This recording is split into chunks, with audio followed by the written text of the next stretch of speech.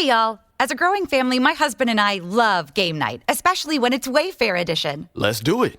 You gotta name as many Wayfair furniture and decor categories as you can. Ready? Go. Sofas, bar stools, beds, ottomans, outdoor seating, bookshelves, kitchen tables, garden sheds, mid-century modern lamps. Time. Nice. You got 9 out of a lot. Not too bad. Keep practicing by visiting wayfair.com, where you can shop every style for every home. Wayfair, every style, every home.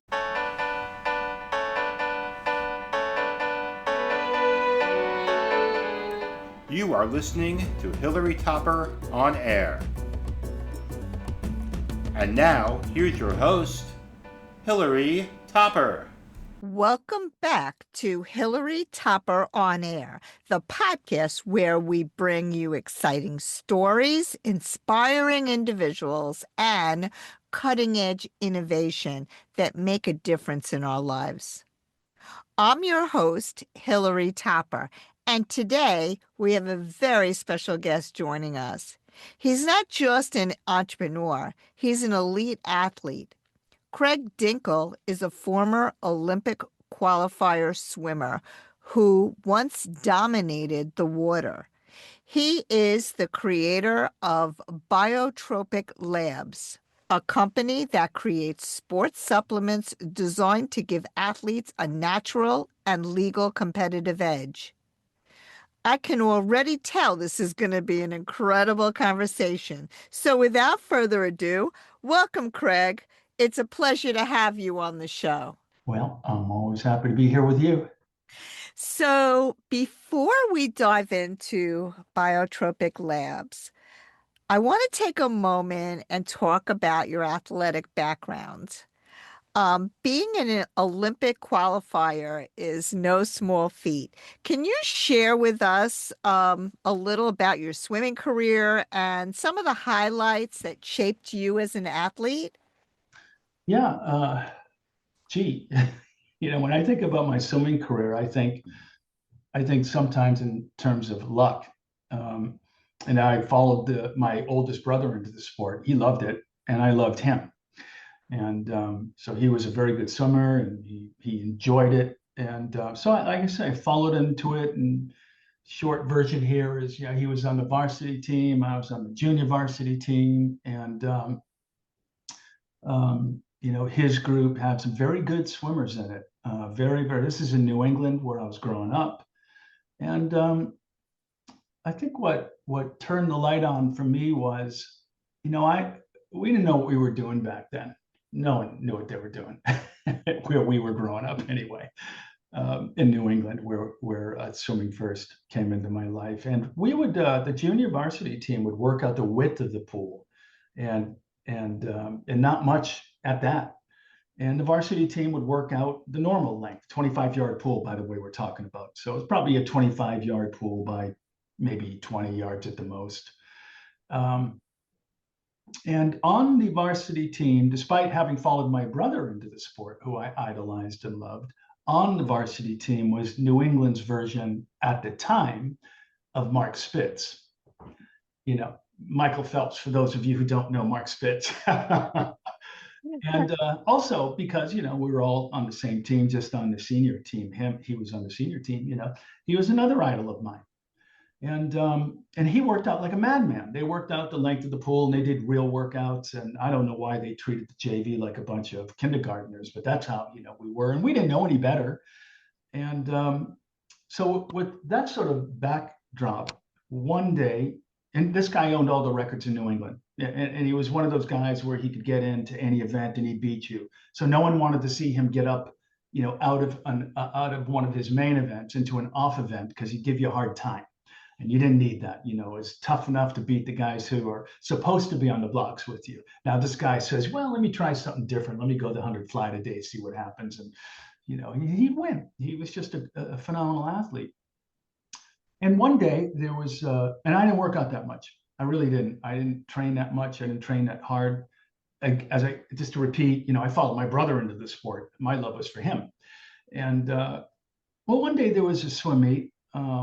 And I had nothing better to do. And so I figured, well, what the heck, I'll jump on the bus, because that's how we got around. And, sometimes the folks would drive you. But we knew the bus system pretty well in New England. I jumped on a bus. I went to the pool, and for no good reason, I broke the record, his record as a junior in the 100-yard freestyle.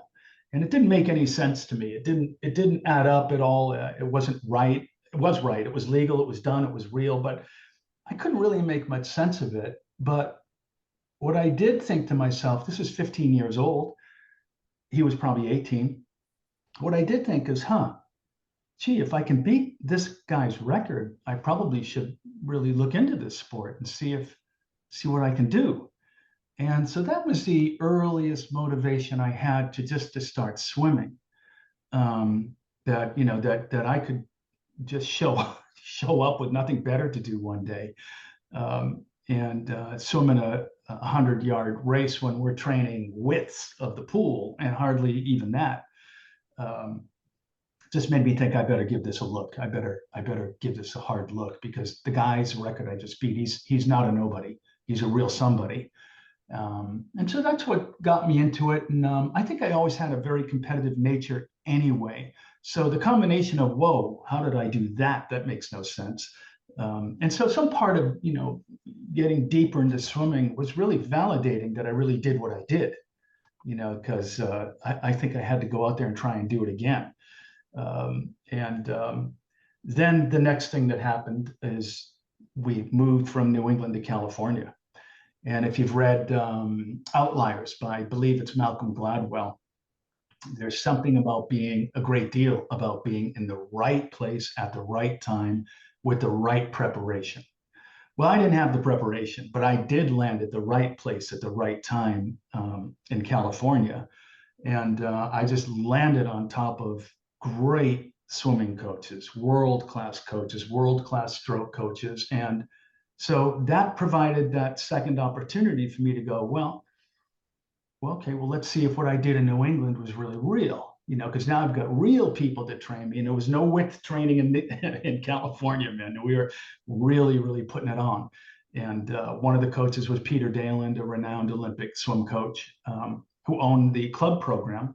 I swam for the high school and the club program. So I had these great influences around me that could bring me up.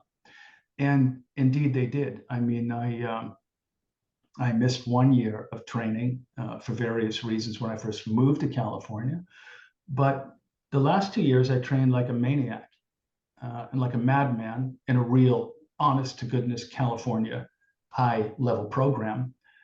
And just to give you an idea of the spread in just 2 years of training, 3 years overall, but 2 years of real training, the record I set in New England was, for those of you who know swimming will understand this, or any triathletes, you'll all get this, was at 15, remember, okay? At 15 was a 57.3, 57.2, 57.3 for the 100-yard freestyle. 3 years later, that's fast for 15 at that time. But 3 years later, I was swimming 46.3. 10 seconds is a massive drop in a sprint. So I was able to validate that probably, this is something I could do. And so that's sort of a long-winded way of saying, answering the question, you asked for highlights actually, but I'm sort of giving you the motivation. Highlights, just qualifying for Olympic trials is the highlight of a life. When you qualify for Olympic trials, you have a shot, you get a lane, you get an opportunity to go against the very best in the world. And what was your time at that point? By the time I was swimming at Olympic trials, my fastest 100 free was now down to 44.2, 44.3. But in the first Olympic team that I would have had a shot at, I hate to talk about this because A, it ages the hell out of me. And of course, in American culture, we don't like to talk about age, right? I'm a victim of the culture. But in any case, it was 1980. And I had taken it more seriously than anything in my life at that time. I mean, I was in the water following NC2A championships. I was in the water the next day. Wow. So those events end on a Sunday. We flew home Sunday night. I was in the water Monday. And in those days, athletes, swimmers used to take maybe a week off, a week or two break, maybe at least a week. And I didn't take any time off. I mean, I was dead serious. There weren't even any coaches. In fact, I had to talk one of my colleagues, swimmer colleagues on my team, into coming down to the pool and designing workouts for me so that I could get a leg up. And it's very serious, very excited. That was a big highlight. I get amped up thinking about it still. And of course, most people know what happened. Those Olympics were boycotted, and I think I had a fair shot to get on that team, despite having to be nipping at the heels of the better people at that time. I always believed that if I could drop 10 seconds in 3 years, you don't do that as an older person, and as you get later on into any sport. But the story was there for me, So I thought that I had more than myself. Few people thought I had a really good shot at getting on the team, but it was boycotted and we missed it and didn't go. Yeah. And then the second time around, I just had a horrible swim. So there was going to be no chance of getting on the team in 1984. But look, got there twice and I got a shot. And those are probably the two biggest highlights. I mean, there were so many really, it's funny you asked the question because there's so much work in that sport. It's just a profoundly hard, it doesn't look that way to anyone looking on. What you see is just people swimming back and forth, back and forth, back and forth. But that is 100% managed pain, because a workout, as you know, you're a tough swimmer. You're very tough. It's managed pain. In fact, they call the main set in swimming the main set, right? Well, I call it the pain set. It's what I call it. But there's so much work you have to do. And in the days I was swimming, there were 2 to 3 workouts a day. And so there's so much more work than there are highlights. But that's what makes the highlights so glorious, is that you really earn them. And just to back up, probably the biggest highlight is high school, really. I mean, there were a lot of collegiate highlights, but after my 50-yard freestyle at the equivalent of Division I CIF in high school, I was ranked second in the world for a little bit. Wow. And the guy who was first was right next to me in the lane, and I should have taken, well, I still know that guy today. But you always awesome. Feel like I always see these guys and I say, I should have taken you out. Got lucky that day. So that's sort of a long I love it. That's amazing and so impressive. Thank you for sharing that. So let's switch gears and talk about Biotropic Labs. Why did you decide to start it? Was there a moment or an experience in your swimming career that inspired you to move into the world of sports supplements? That's a great question. A really good question. No, there was nothing that inspired me. And I'm thinking about the question as I think about my answer. I'm not sure what made me go down that road, but let's go back to high school when I got to California. I don't know if someone on the team said, hey, take these salt pills. That was an early form of supplements. We'd lose a lot of sodium and sweat in a workout. And so it really began with salt pills as a way to supplement. And then I just started thinking about, well, what else is there? What else can I do? What else can I try? What can give me a competitive edge, if anything? And I'll take that all the way through now to college and club swimming. I couldn't find anything. And believe me, I took everything and every combination of everything. I'm still a proponent, even if you think something's not working, that some things are good to take anyway. I'm a big believer in the B complex, for example. I'm a big believer in krill oil. I think it's the highest grade, personally, my own view, highest grade of omegas that you can get. And vitamin D, D3 in particular, of course. Those are my 3 favorites. Other people have theirs.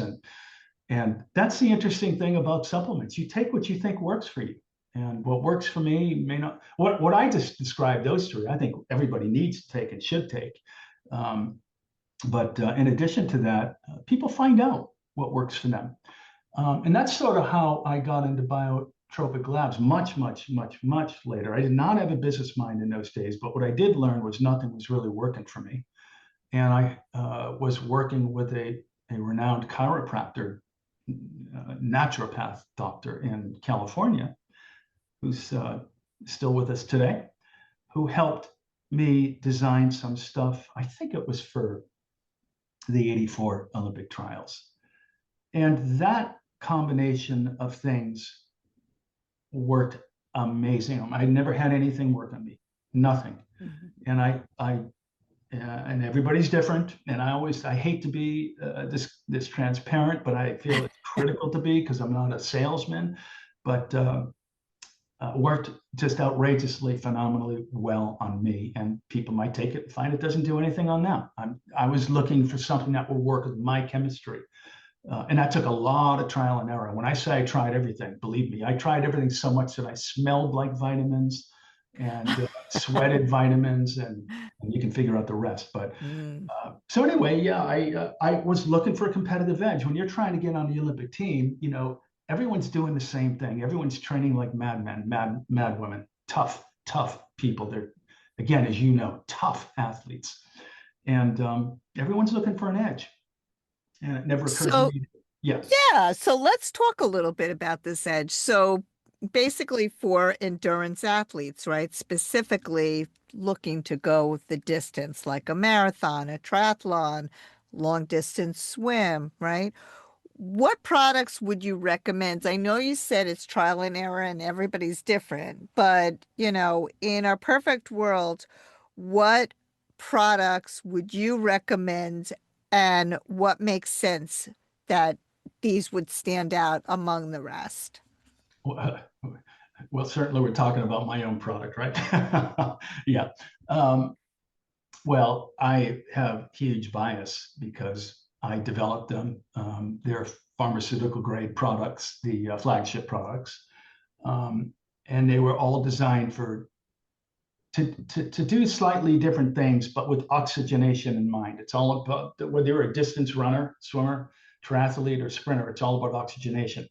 Got to get oxygen to the blood, and therefore into the muscles. So I have an AFA formula, what I call it AFA, and very, very strong blood development formula. We've got chlorella stack, which is similar. The difference is that there is some beef liver in the AFA formula, and there is none in the chlorella form. That's sort of a vegan version of the same thing, kind of. And chlorella is also known as a very good recovery product. And so I also have a product called Oxia, and Oxia is just a straightforward, what I call brute force oxygenator, sort of like a nitric vasodilation developer. And then I developed, I sort of moved away from swimming and master swimming over the years. I was looking for something else to do. And I had a background also in hiking and camping and that sort of thing. So I got back into high altitude hiking, not climbing, but hiking, sort of map and terrain recognition stuff. So you go up into the high Sierras, you get lost, and then you have to use a map and hike your way out. It's a lot of hard work. It's a lot of fun. Well, it's a lot. It's what I actually, the term, it is kind of funny. It does sound wild, doesn't it? I call it waypoint hiking because there are people who do this and there are maps made for it, but you'll hike a trail to an off-road point, off-trail point. And then it's A to B and then B to C and C to D until you've done 100 or 200 or 50 miles, whatever it is you got to do. And you've got to be able to line up the terrain with your map to be able to get from A to B, B to C, and so on. And it's one thing to, and by the way, if you're hiking and regular hiking, maybe you're going 3.5 miles an hour. Let's just say there's a spread between 2.5, 3.5 miles an hour on a regular trail hiking. You're not doing that in where I am. You're going about 1 mile an hour because the terrain, it's like that because the terrain is so hard. It's so challenging. And you have to go slow enough to make sure you don't go off course because remember, there's no trail. So I developed a product called Altifuel, which is a pretty sophisticated product, also similar to AFA and chlorella, where one is based on, believe it or not, the primary ingredient is clams. And the reason I went down the clam route is it has the highest level of iron that I could find at the time available, bioavailable iron. And so that's the Mercenaria product. And then I have another Altafuel, again, with desiccated liver. So they're both meat-based products because you want a higher iron content. And they're designed to, of course, really develop the blood, build oxygen, kick back at altitude, illness, and sickness. So it's a combination of ingredients that are really designed for high altitude hiking and for blood development. I've got friends who swear by that more than anything because of the high iron content in it. Oh, it's pretty high in AFA. But people love that product. They think it's sort of a cheat because of high iron. They say, well, I love all this other stuff you do. Oxygen makes sense, but the brute force vasodilator, but this AFA stuff, this Altafuel stuff, I'm not using it at altitude. I'm using it on the track. I'm using it in the pool. I'm using it, for anything. Okay, it makes sense. It's a good cheat. It's a good cheat. So yeah, I mean, I think that for me, I use it when I go on an airplane, which works amazing. And then if I'm working out and I'm feeling a little sluggish in the morning, I'll use the alt fuel and a combination with the AFA. And I find that to be like I have so much energy. I just want to keep going. you're lucky, like me. That's the result or the effect it had on me when I mean, never forget the first effect all of these things have on me, but in particular, my first product. And again, I really feel them. And I'm so happy to know that they work so well for you too. I have, of course, other people and testimonial people love the stuff. And I really do it for them at this point. I don't do any of this for me anymore. I do it all for you and everyone out there. But it makes me happy to know that you get such a kick out of it. Without a doubt, it definitely works. So I also noticed that you have a whole product line of immune health, brain function, stress release. How does this align with the goals of athletes, especially those who are pushing their bodies to the limit? Well, you just nailed it right on the head there, pushing their bodies to the limit. Yeah. Well, I also developed, I didn't mention this because this is not a performance product, but I did develop an immune product called Inner Armor. And that was inspired during the COVID pandemic. And I put together a body of ingredients that are designed to push back on viral infection as best as you can and bacterial infection as best as you can. So that's Inner Armor, highly customized. The other stuff, well, you just hit it, man. Athletes get sick. Athletes get weak, athletes get tired, and it's just like everyone else in the world, but maybe a little more so because they're always walking a fine line between sickness and health, always. And so for people who don't get that, well, why? Because they're beating the ever-loving stuff out of themselves all the time to perform at either the highest possible level or the PB level, personal best level, or just to compete. Just to go out there and compete is amps you up, puts stress on the body.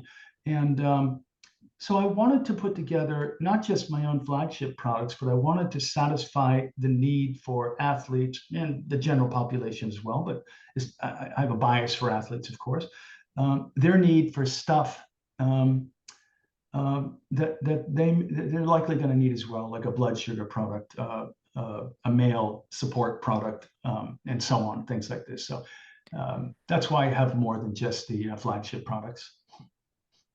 Yeah, I feel like when, I've taken, I think it was like at least a year, it was a whole year that I used Inner Armor. And I can't even believe how I did not get sick. It's a good product. It was crazy. And then as soon as I went off of it, I'm proud of that product. I'm really proud of all of them, but I don't want to give any ideas that I have a favorite, but I'm very proud of that product because it really is a custom set of ingredients that are designed to do exactly what we're talking about. It works for me too. I think it'll work for everybody. I always say that's why I make it, because I think it'll work, right? But that Absolutely. the AltaFuel product is a very unique. I didn't mean to say very. Let me fix that. A unique collection of ingredients too that do lots of different things. So I'm proud of them, and again, glad to know that they work so well for you. So talk to me. So somebody out there who's listening to this, they've never tried any supplements. They don't even take vitamins, right? But they're starting to feel like they need something, right, to just keep them going. What would be the way for them to start? Are there any recommendations for athletes who may be new to sports supplements? Like what would you suggest? Well, the first thing I suggest is trying anything to amp up your performance because you've got nothing to lose. You're not going to perform worse if something doesn't work. And so the loss is you spend some money, but it's worth the expense to find out. That's the first thing I'd say. The second thing I'd say is if you find something that works, for God's sake, use it. Especially if you're competing at a high level. Now, I don't mean to differentiate between people trying to get something done in their own world and high level athletes, but there's a lot at stake for high level athletes. So I would say, find a combination of things that work for you. How to get started, buy it and try it. It's that plain. It's that simple. Now, dosing does matter. Depending on the kind of athlete you are, how much energy you put out, your calorie burn. There's a lot of factors that go into this, and I'm always available. People want to email and ask me, I answer. I answer every email that comes in. It could be anywhere, depending on who you are and what you do. Taking 1 to maybe 5 or 6 of these a day. Again, emphasizing, depends on what you do. But the answer to your question is, just start, just try something. Go to the vitamin store, ask somebody there. They really don't know that much, but ask somebody there, see if you can get some sense of confidence, do your research on the internet and start, and I would recommend that most people begin with probably a vasodilator like product. Oxia does that. Actually, all of these products, all of my products, but they do it at various levels and in different ways. Start. Yeah. I I agree. I mean, you are so accessible, and I love that about you and about your company. And so I thought that was great, and you're totally spot on. So tell us, Craig, how we could access your website and learn more about the products. One other thing before we end this conversation, it seems like everything is all natural, and I love that about your products. Can you just address that before we wrap this up? Yeah, it is all natural. Everything is a superfood. The early version of the product had binders in it, and so it was a big horse pill. And I thought, I've got to make this cleaner and better. And without losing any of the actual natural components in it, I removed the binders. I reduced the size of the pill. At first, I had people complain, oh, it's a smaller pill. This is not good. The other ones work better on me. I said, contraire, you're getting a better medicine, if you will. You're getting a better pill now because it's pure ingredient now, no binders. So it's a capsule. It dissolves quick. By the way, on that point, you can either take these as a capsule, or if you want to, open them up and put them into a juice or drink or something, you can take it that way too. But what's the question again? Well, no, that it was just all natural. I think you answered it. It is all natural. That was important to me. Absolutely. I mean, to me too. I think, it's just you want to put healthy stuff in your body, for it to really produce. And, I tell you, if it wasn't for your products, I don't think I'd be able to get through that 8.3-mile swim I just did this summer. Well, what makes me so happy, selfishly, but what you just said is I've known you a long time now. We've had a long relationship, and I know you don't say things that aren't absolutely true. It's just true. And I know you wouldn't keep taking it. I know you're you're an amazing person. Now, I read your book. Did you ever see Patton? Remember when he was in Africa and Rommel was coming in and he goes, I read your book.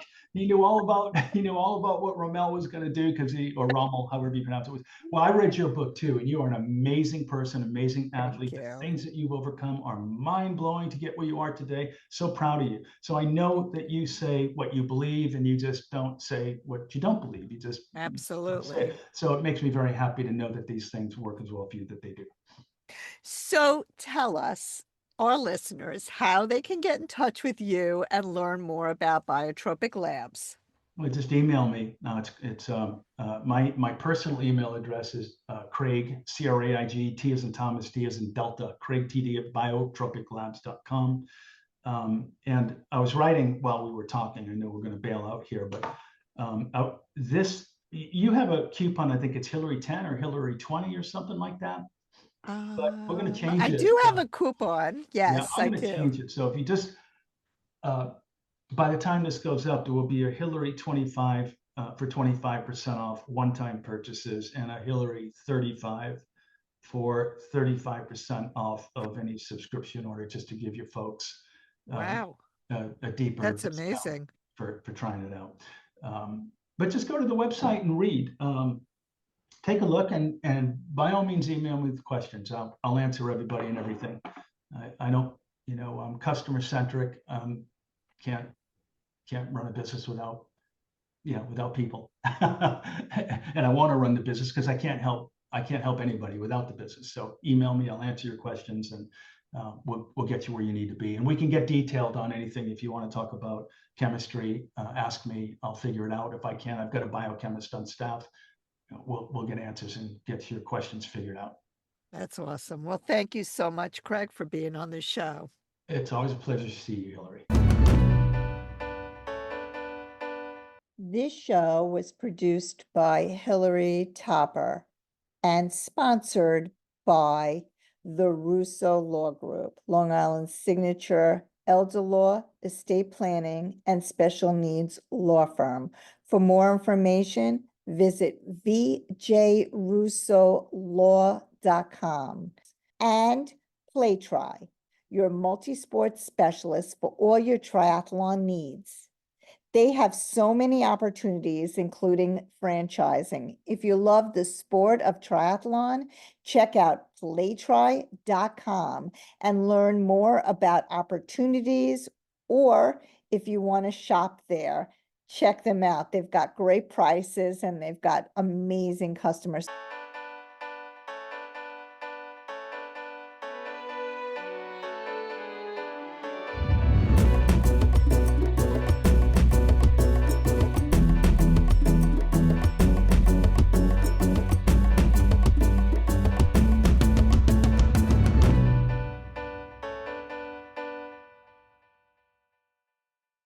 Service.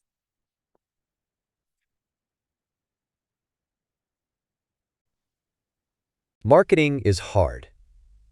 But I'll tell you a little secret. It doesn't have to be. Let me point something out.